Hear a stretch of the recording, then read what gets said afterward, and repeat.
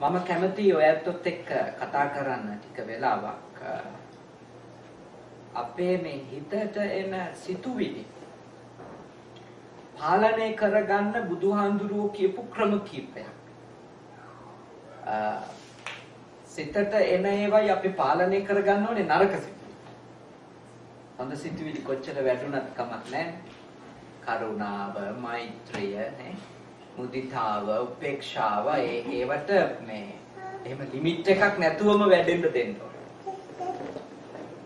හැබැයි නරක සිතුවිලි ඒවට බුද්ධාගමේ කියන්නේ අකුසල විතර්ක. අකුසල විතර්ක. අකුසල චේතසිකනේ. අකුසල චිත්ත. අකුසල සිත්, අකුසල සිතුවිලි, අකුසල විතර්ක මේවා වැඩෙන එක නවත්තන්නත් ඕනි, තියෙන ඒවා අයින් කරන්න. වැඩෙන එක නවත්තන්නත් ඕනි, තියෙන එක අයින් කරන්නත් ඕන. ඕකනේ අර සම්මා වායාම වල පළවෙනිම කාරණේ. නූපං අකුසල සිතුවිලි උපදින එක වළක්වන්න ඕනි.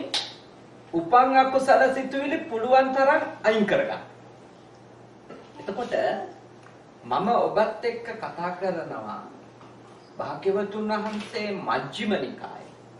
මජ්ක්‍ධිම නිකායේ දේශනා කරපු විතක්ක සංතාන සූත්‍රය අසුරු කරගත්තු කාරණා කීපයක් කොහොමද අපේ මනසට එන මේ සිතුවිලි විතර්කයන් අකුසල විතර්කයන් එක්ක අපි කටයුතු කරන්න ඕන. මේ ඇත්තටම මේ භාවනාවෙහි නියැලෙන යෝගාවචරයින්ට තමයි කියලා තියෙන්නේ. මේ දේශනාව සම්පූර්ණ මූලිකව ඉලක්ක කරන්නේ කෙලෙස් නිමා දමලා කෙලෙස් දුරු කරලා නිර්වාණය අවබෝධ කරගන්න වීරි වඩන පිරිසට. හැබැයි concept එකක් විදිහට ගත්තම මේක අපේ ඕනිම දෙයක් පාලනය කරන්න පුළුවන්. පාවිච්චි කරන්න පුළුවන්. ඕනම සිතුවිල්ලක් පාලනය කරගෙන මේ දිනදා ජීවිතෙත් යහපත් කරගන්න මේ ක්‍රමවේද ටික උදව්වක්. එහිදී බුදුහාඳුරුවෝ කියපු මොනවද ක්‍රම? පළවෙනි ක්‍රමේ තමයි බුදුහාඳුරුවෝ ගන්නනවා මෙහෙම. ඔබගේ මනසේ අකුසල විතර්කයක් ගොඩ නැගෙන වෙලාවට මොනවද අකුසල විතර්ක? ලෝභ, ද්වේෂ, මෝහ ප්‍රධානයිනේ. ඔය ටික මුල් කරගෙන ඊර්ෂියාව, මානය ඔය ගොඩක් ඒවායි. ප්‍රධානයි ලෝභ, ද්වේෂ, මෝහ. ඇලීම, ගැටීම සහ ව්‍යාකූලත්වය. නේ? අපහැදිලි. නැත්නම් අනවබෝධය පදනම් වෙච්ච තත්ත්වය. පළවෙනි එක ඇලීම, දෙවෙනි එක ගැටීම, තුන්වෙනි එක ව්‍යාකූල බව. මෝහය. අඳුරනේ කළුවල.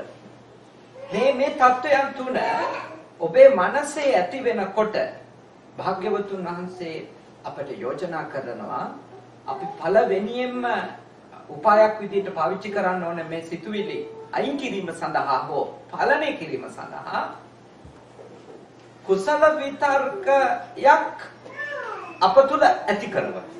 ඒ කියන්නේ අකුසල විතර්කය ආවම ඒකට ප්‍රතිවිරුද්ධ කුසල විතර්කය ඇති කරගන්න.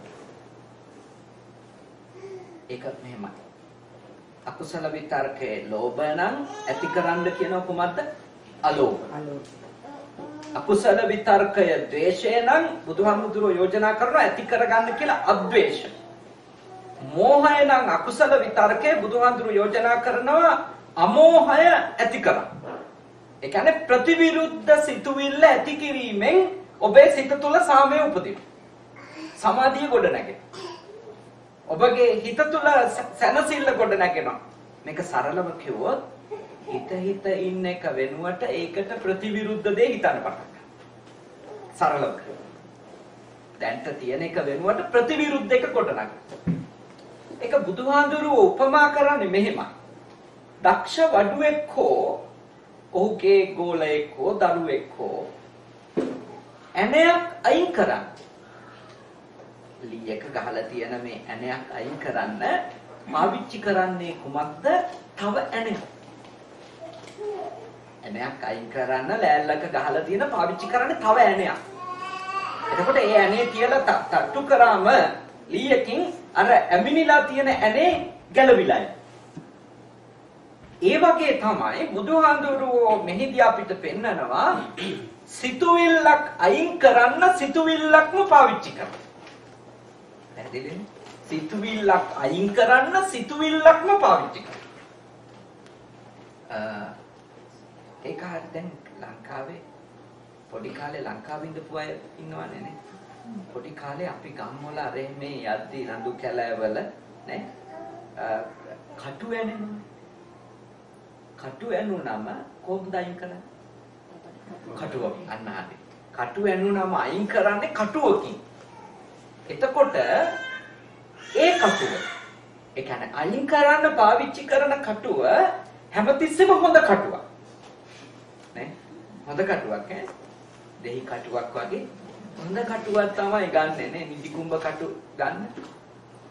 එතකොට එතන මොකක්ද කියන්නේ?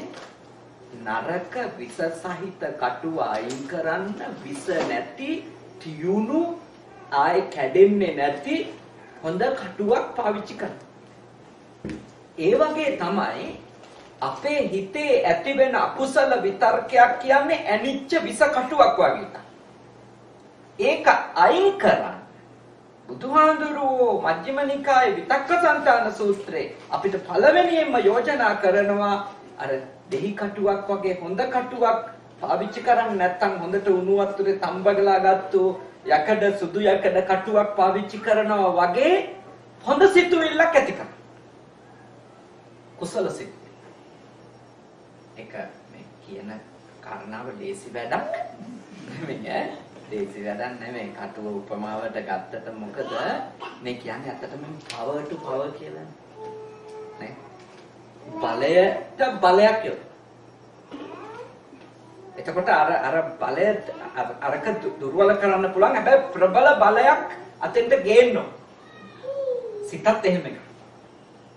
සිත තුළ අපි බලගත්තු ඊටාම හොඳ කුසල සිතුවිලි ප්‍රමාණය වැඩි කරන්න අර අකුසල සිතුවිලි වලට පැවැත්මක් නැතුව යනවා. අර ලෝණඵල සූත්‍රය මගේ මතක විදියට. ඒකේ හරි ලස්සන උපමාවක් ඒක. ඒ තියෙනවා. අපි පව් කරගෙන තියනවා නම් ඒ පව් බැහැර කරන්න අකුසල් ප්‍රමාණය බැහැර කරන්න අපිට කියන්නේ කුසල් වැඩි කරන්න කියලා. ඒක උදාහරණකින් කියනවා මේ වගේ. දැන් අපි මේ කෝප්පෙට දැම්මොත් එහෙම ලුණු හැන්දක්. ලුණු තේ හැන්දක් දැම්මොත් මේකේ තියෙන වතුර ප්‍රමාණය හැටියට අනිවාර්යයෙන්ම ලුණු රහ දැනෙනවා. නේ? හැබැයි අපි ලුණු හැන්දක් දැම්මොත් ගඟකට අපි ලුණු හැන්දක් දැම්මොත් පොකුණකට නේ ලුණු හැන්දකුත් දාලා තියෙනවා හැබැයි වතුර ලීටර් ගාන වැඩි කළා. එතකොට එන්නේ කියනවා අපේ අකුසල් ප්‍රමාණයක් තිබුණත් අපි කරමු. වතුර ප්‍රමාණය හෙවත් කුසල් ප්‍රමාණය වැඩි කරන්න අර අකුසලයට බලගතු වෙලා එන්න බැරි වෙනවා. ඉදිරිපත් වෙලා අපිට නරක විපාක ගෙනල්ලා දෙන්න බැරි වෙනවා.